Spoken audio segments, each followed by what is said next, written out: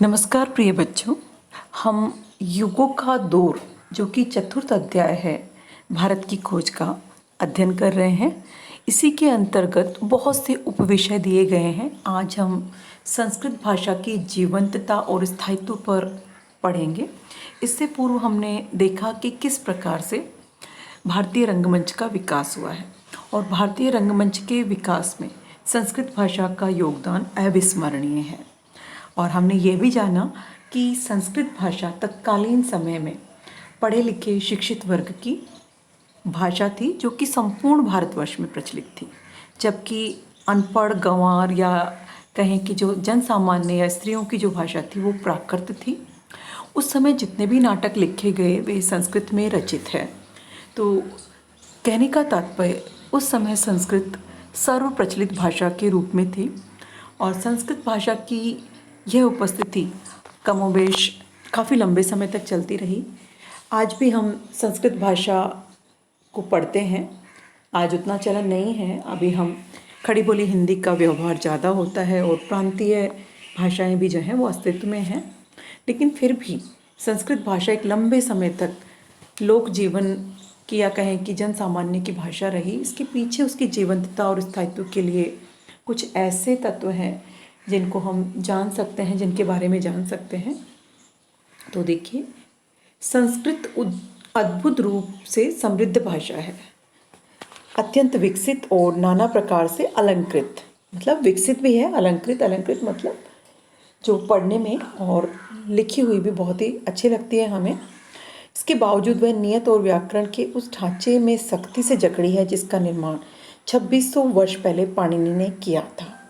इसका प्रसार हुआ, संपन्न हुई, भरी पूरी अलंकृत हुई, पर इसने अपने मूल को नहीं छोड़ा।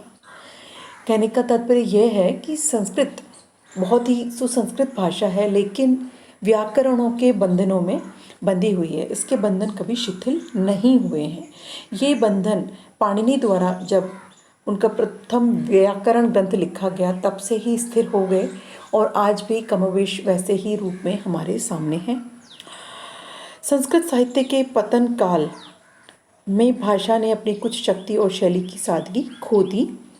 सर विलियम जोन्स ने 1784 में कहा था, संस्कृत भाषा चाहे जितनी पुरानी हो उसकी बनावट अद्भुत है। यूनानी भाषा के मुकाबले वह अधिक पूर्ण है, लातिनी के मुकाबले अधिक उत्कृष्ट है और दोनों के मुकाबले अधिक परिष्कृत है।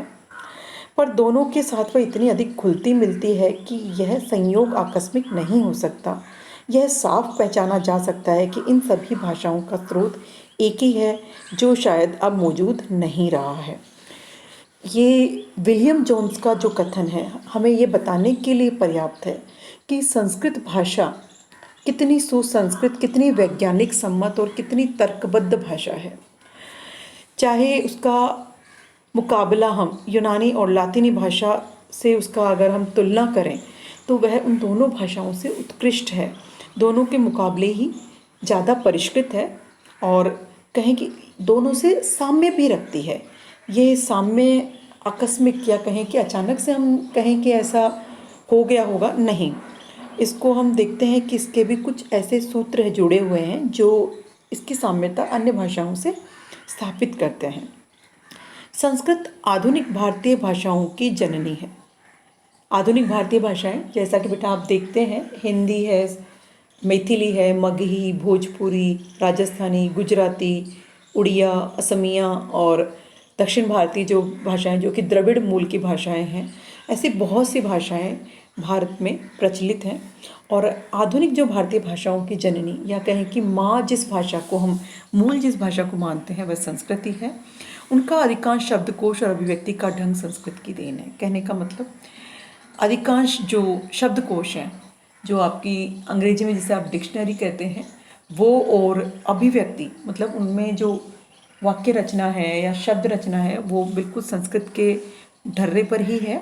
संस्कृत काव्य और दर्शन में बहुत से सार्थक और महत्वपूर्ण शब्द जिनका विदेशी भाषाओं में अनुवाद नहीं किया जा सकता आज भी हमारी लोक प्रचलित भाषाओं में जीवित है। मतलब संस्कृत काव्य और दर्शन, जो संस्कृत के काव्य ग्रंथ रचे गए और जो दार्शनिक ग्रंथ हैं, उनमें बहुत से सार्थक और महत्वपूर्ण शब्द, मतलब कुछ शब्द ऐसे भी सार्थक और महत्वपूर्ण शब्द हैं जिनका विदेशी भाषाओं में, जैसे कि जो यूरोपीय भाषा है उनमें उनका अनुवाद या कहें कि ट्रांसलेशन नहीं हो पाया, लेकिन हमारी लोक प्रचलित भाषाओं में वे शब्द प्रचलित हैं, उनको हम व्यवहार में ला रहे हैं, उनको हम प्रयोग में लेते हैं। तो कहने का मतलब संस्कृत भाषा सर्वाधिक वैज्ञानिक और तर्कसम्मत भाषा भी है, और कहें कि आधुनिक भारतीय भाषाओं की जननी है। भारतीय भाषाओं का हम मूल जो है वो संस्कृत में पा सकते हैं, और ये संस्कृत भाषा का स्थिर व्याकरण, कहें कि सुसंस्कृत जो व्याकरण है उसी की का प्रभाव मान सकते हैं कि आज भी संस्कृत अपने नियमबद्ध रूप में जो है हमारे सामने है, और हम भी जो है संस्कृत की थोड़ी बहुत जानकारी सभी रखते हैं। धन्यवाद।